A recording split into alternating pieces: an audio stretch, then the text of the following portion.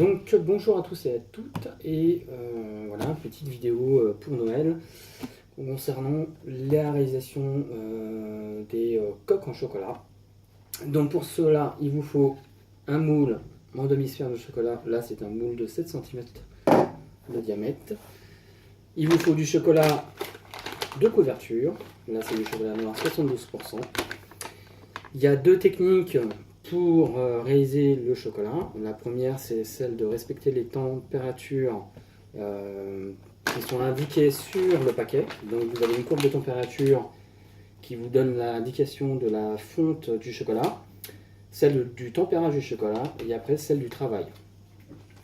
Donc je ne vais pas utiliser cette système-là, je vais plutôt utiliser le système un peu plus facile en rajoutant tout simplement du beurre de cacao demi-cryo. Donc il faut à peu près un dosage de 10 grammes pour 1 kg.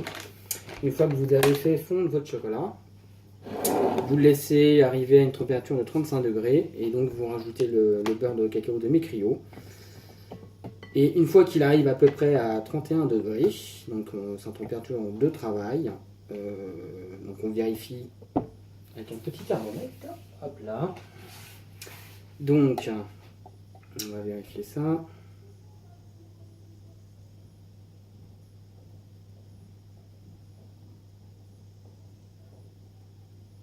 Voilà, 31 degrés 3, c'est très très bien. Hop, on essuie, pour pas en foutre partout. Hop. Et voilà. Donc, il y a aussi deux techniques pour la réalisation des coques. Il y a celle où vous remplissez le moule, et ensuite sur une grille et un récipient, vous renversez. Donc le chocolat va, l'excellent chocolat va couler de cette manière-là. À la fin, on tapote un petit peu pour enlever l'excédent. Moi, comme j'ai pas beaucoup de place et que je suis un peu limité en quantité, je vais utiliser la technique du pinceau. C'est assez simple, c'est aussi pratique et aussi efficace.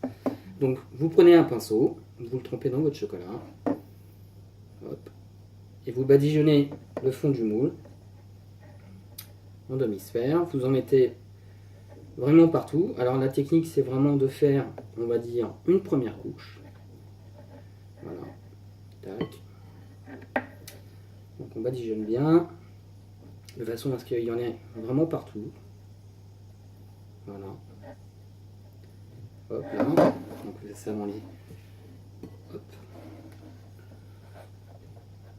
Ça prend un petit peu plus de temps que la première, mais au moins c'est aussi efficace. Surtout quand on n'a pas beaucoup de, on va dire, d'être un peu limité en quantité de chocolat. C'est quand même bien pratique. Voilà. Tac.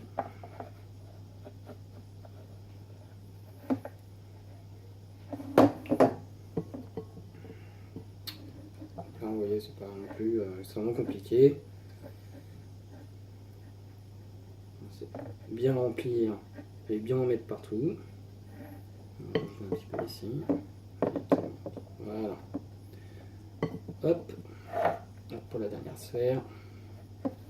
Vous voyez, hein, quand il n'y a pas beaucoup de place, c'est assez pratique.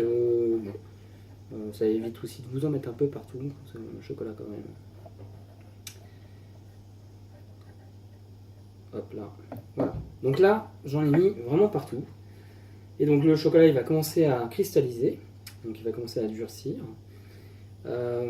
On va rajouter une deuxième couche. Donc pour justement voir là où il faut en rajouter. Donc il y a une petite astuce.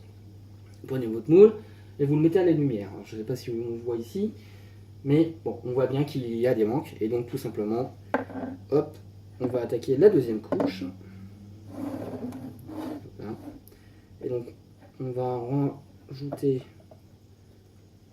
là où il faut. Voilà.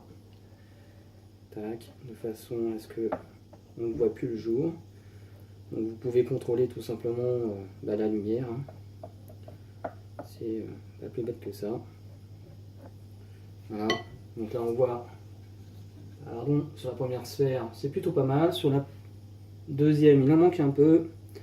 Hop, on va en rajouter pour qu'il n'y ait plus, voilà, de transparence.